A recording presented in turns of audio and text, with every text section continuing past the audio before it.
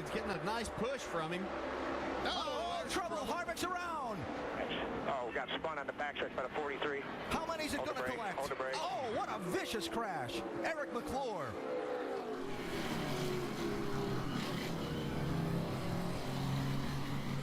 That hole closed up. As you can see, as Kyle Busch went over, Brad Keselowski tried to go over. That was Joey Logano that was behind Annette. Yeah, it's like I said, everybody's trying to go to the front, and those holes close up so quickly. You can see the safer barrier deflect tremendously when Eric McClure hit it. Oh, they were dropping low. Silhouetted. Oh, well, I'm going to tell you, as I watched that one car go across that grass, that is a mirror of 11 months ago with Steve parking that car in that same area, hit almost the same place. With that opening right there, though, that's a hard hit. Watch the run these drivers get that are lined up. Here comes Dale Earnhardt Jr. right there in the 88. Watch Bernie. Here we go. Here we go.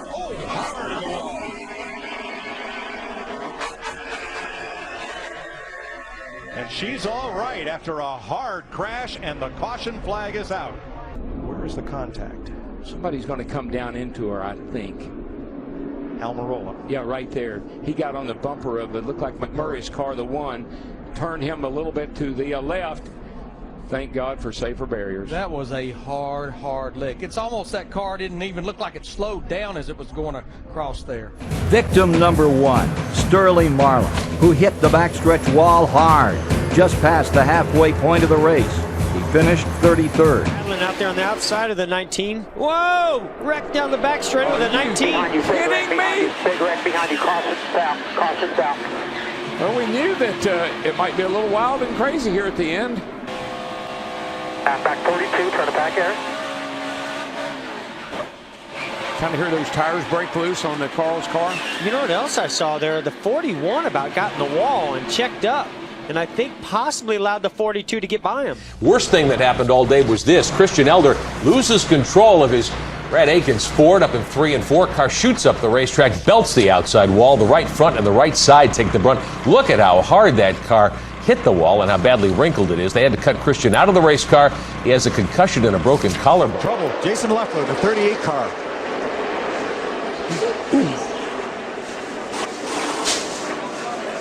.34 car, hard impact with the inside of the wall on the backstretch there. That's Jeff Fuller in the 34 car. The wall. Here comes Jeff Fuller to avoid hitting him right in the door. He turns his car hard left. But unfortunately, he's not going to be able to spin it around. He's going to make some awfully hard contact with the inside wall. Phil couldn't hit it in a worse place. I mean, it was angled to the opening on the pit, inside wall on the backstretch. There's an opening there. Hit at a bad angle, hit flat, right there. Just a bad place to do that. But what Jeff Fuller was trying to do was trying to avoid hitting Jason Leffler. You're thinking it looks like there's a lot of time to make decisions here, but this is a split-second decision, from Jeff Fuller to come. If you'll notice, as he comes into the picture here, he's heading right for the door for Jason Leffler, decides to make a hard left to miss contact with Jason Leffler, and went right into the inside wall, hit it, at exactly the wrong spot where that opening is on that flat contact. And as you know, that flat part of the wall there is a bad place to do it. Christopher Bell got into his teammate Daniel Suarez. Oh, flat tire, and Bell is into the wall. Inside, just hold it up. Huge hit. Just hold it up, hold it up, hold it up. You're clear down. He couldn't hold it anywhere. Makes you wonder if there was some damage after scrubbing along that wall. Yeah, they only had about 12, 13 laps. Thankful for technology, the safer barrier, all the safety equipment that's inside that truck. We've seen guys still in our career hit the wall like that and they would never walk away, and now Christopher Bell is able to get out and wave at the crowd and head off to race again. On up, knowing that here comes Ward. Am I going to make it? Am I going to make it? Watch this lick right here, though. Kyle Petty on that outside wall. That's a hard lick. Yeah. Now, I want to give a call to our cameraman. When you have accidents that start out with one hit, you follow the first crash, then the next crash, then the next crash. Those fellas are... Where will Christopher Bell go? Big crash. Heavy hit for Crafton. Caution is out. Suarez and Crafton both battling for the lead, and they are torn up. that 4 truck right side of your screen. Is he going to make a little contact? He does with Suarez. So Bell gets into the back end of his own teammate, Daniel Suarez, and that's what knocked Suarez into the 88 of Matt Crafton. Johnny Sauter making a move for the 4th spot in that 21 truck. Sideways. Townley and Nemechek get together, and the caution is out. More contact. Got him coming out, crashing on the top, crashing on the middle. Big hit for Parker Kligerman. Yeah, John West Townley, who was trying to save this truck, made contact with Parker Kligerman, turned him straight into that outside wall. Underneath him, but then John Hunter just couldn't hold on to it. Yeah, got loose and hit the...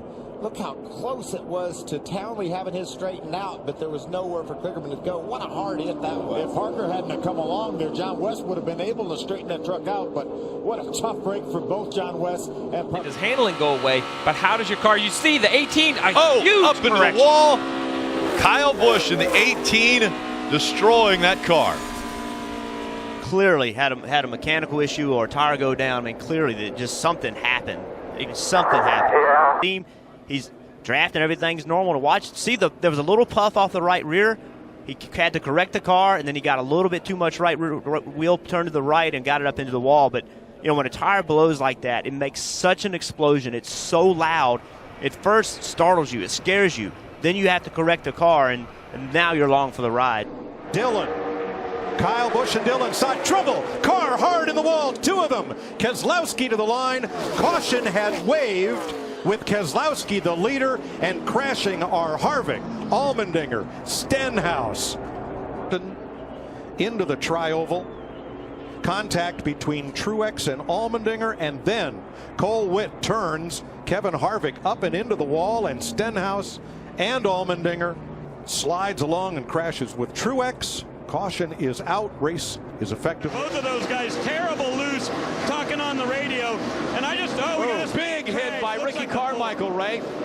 Big hit by Carmichael into the wall, destroyed the front end of that truck. Yeah, I'm all right. Another look. You see him. He's in between 2 trucks, and he does get sideways and then overcorrects it. Man, did that truck hit the wall hard. You talked about it. You're going 160, 170 miles an hour when you get into the turn. Yeah, but you know, and that's a hard right turn. You just don't see wrecks that hard very often. I mean, that car. Whoa. Trouble off of turn number 4. A huge crash has brought out the yellow flag. Cars involved. Elliott Sadler in the 88 at the bottom of the racetrack, and the 27 car just piled into him. Wow. That is Drew Herring, and a terrible crash off of turn number 4 has brought the yellow out for the 3rd time in this race. Elliott backs into the fence there and just can't hold the brakes long enough here, Rusty. And that's the car roll. Oh my goodness! Woo. And Brad, where he got loose was what we talked about early in countdown. Off of turn 4, everybody gets loose up in that corner, especially if you got a car to your outside. Elliott was underneath them and just lost that aerodynamic downforce, caused him to spin. And boy, that's a violent crash. Oh my goodness! Herring making his first start here at Dover. And well, first let's watch this in real time and listen. There, backs at the fence and sitting up on that 24-degree banking, and like I say, once you get to the front straightaway, it's still 9 degrees of banking. So, and a cut tire hit the wall, was actually unconscious.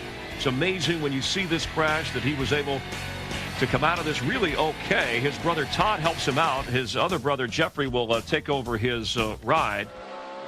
Moves himself up to 2nd place. In the wall hard goes Casey Kane. Hold the brake, buddy. And Martin Truex. Hold the brake. Wow, that was huge. Look at that car. And you think we're not going fast here? Demolished. You think they're not going fast here? Watch this.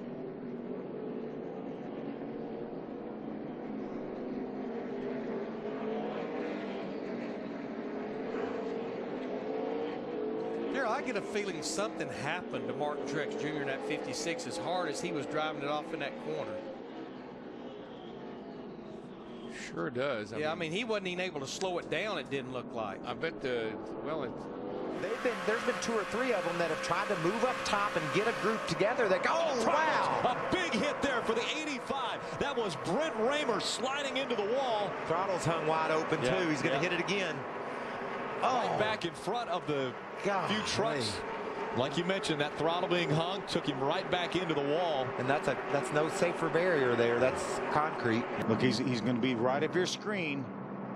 Ooh, hard contact. And there wasn't another truck anywhere near him. It looks like something may have broken on his truck or something to sit in the wall like that. Or maybe did he get loose and maybe overcorrected? Yeah, it looked like if what happened the lap before happened again, he might not have been as fortunate with his save. Now watch this thing pound the wall one more time.